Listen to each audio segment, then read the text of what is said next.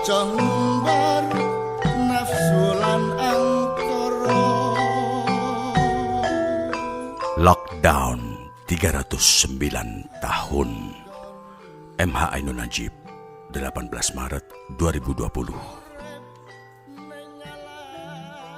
Sebuah kapsul raksasa melintasi langit, turun dari angkasa ke bumi beberapa meter di dekat tempatku berdiri.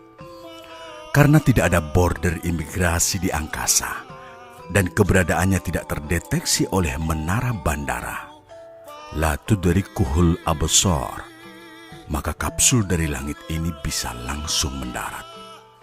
Saya ketakutan dan spontan akan melarikan diri, tetapi kaki saya tak bisa diangkat.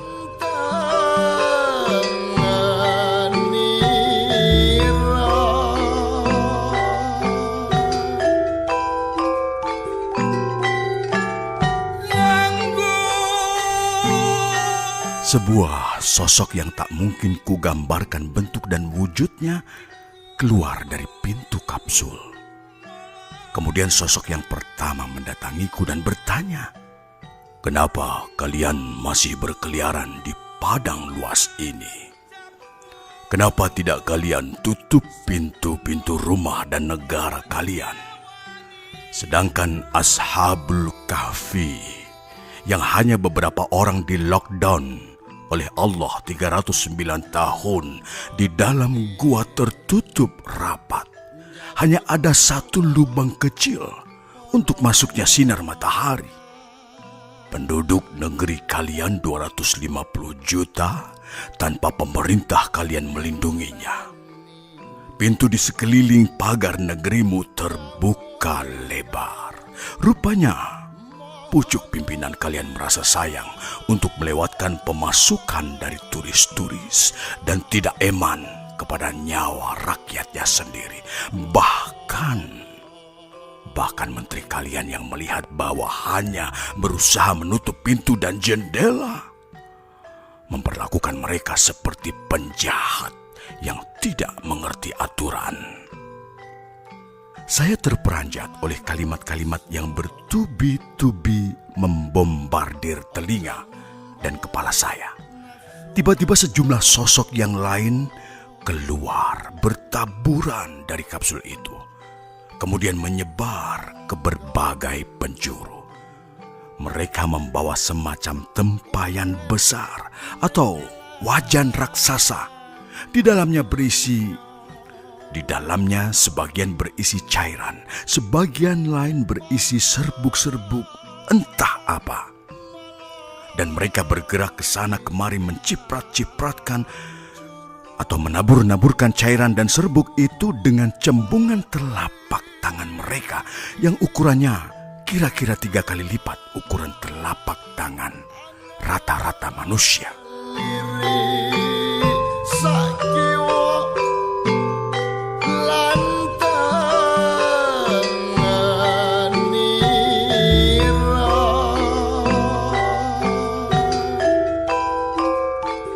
Cairan dan serbuk untuk apa yang ditabur-taburkan itu, Baginda? Saya menggunakan kata Baginda karena tidak mungkin pakai Pak, Om, atau Mister. Beliau, yang saya tidak tahu siapa, menjawab, "Fungsinya berjodoh dengan isi hati dan muatan pikiran kalian masing-masing. Cairan dan serbuk itu bisa menjadi racun atau bisa juga menjadi penawar racun." Berkenankah panjenengan memperpanjang kata untuk menjelaskan hal yang belum benar-benar saya pahami?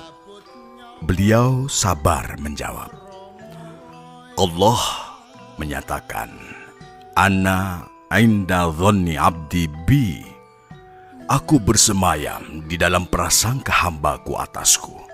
Kalau engkau pergi ke keramaian manusia memakai masker karena berprasangka akan bertemu dengan orang yang engkau takut ditulari penyakit olehnya, maka Allah membuka kemungkinan bahwa terdapat orang dari kerumunan itu yang berpenyakit.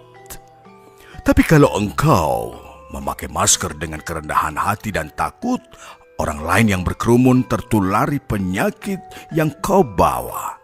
Maka Allah menghormati tawadhu'mu dan sikap bisoru mangsamu dengan membebaskan kalian semua dari penyakit yang kalian takutkan. Singkat kata, segala yang akan menimpa kalian pada hakikatnya berasal dari diri kalian sendiri. Sekarang tinggal kalian pilih tawadhu atau takabur. Sadar bahwa manusia sangat tidak berdaya, atau teruslah merasa hebat sehingga lalai, bodoh, dan GR merasa aman-aman saja sebagaimana sikap mental pemerintah kalian.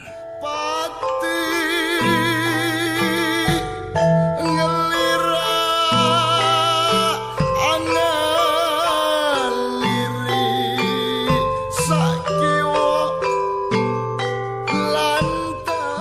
Rupanya beliau bisa mendengar suara hati saya yang bereaksi terhadap kalimat-kalimat beliau. Beberapa pemuda yang bersembunyi di gua kahfi itu pendekar semua. Ilmu pertahanan diri mereka mumpuni, ilmu pertarungan mereka canggih, olah senjata mereka tingkat tinggi, tapi Allah menyembunyikan mereka di dalam gua yang semua orang menyangka itu adalah sarang anjing, sehingga tak ada yang memasukinya. Sebab di mulut gua itu ada terjurai 2 kaki anjing khitmir atau rokin. Negeri kalian malah membuka pintu gua, padahal serbuk yang menebar itu berkapasitas 14 deret ukur. Kalian memang bangsa yang sok hebat, tidak belajar afdoliyah atau akdamiah masalah, tidak mengerti skala prioritas, atau pemimpin dan pengelola negeri kalian memang dungu. Kalau para petugas langit yang datang bersamaku itu menghentikan taburannya, lantas kalian merasa lega dan berhenti parno, nanti kalian makin sombong dan bodoh lagi kalau taburan serbuknya diteruskan. Kasihan manusia-manusia yang tidak bersalah. Jadi, akan diteruskan atau dihentikan, Baginda? Bertanyalah kepada Tuhan langsung.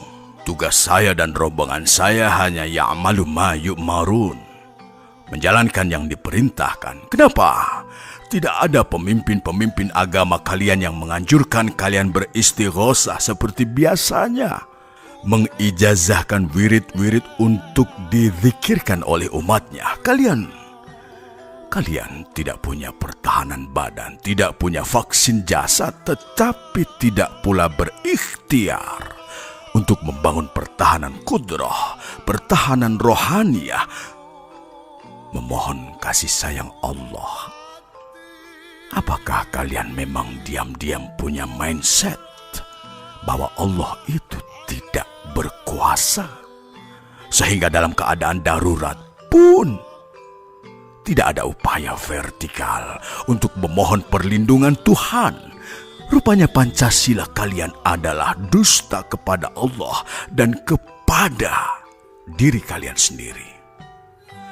Allah mengerti persis segala sesuatu yang sedang, sudah, dan yang belum. Tetapi Allah tetap bersikap seakan-akan ada yang tidak ia ketahui. Allah merajuk, wahai hambaku, aku kesepian, kalian tidak menyapaku. Bahkan pun ketika sudah terseret oleh corona sampai ke tepian lubang kuburan, kita tetap saja tidak menyapanya. Untunglah anak cucuku jamaah Ma'iyah sejak dini hari masalah ini sudah langsung menyapanya dan memohon kasih sayangnya. Jakarta, 18 Maret 2020.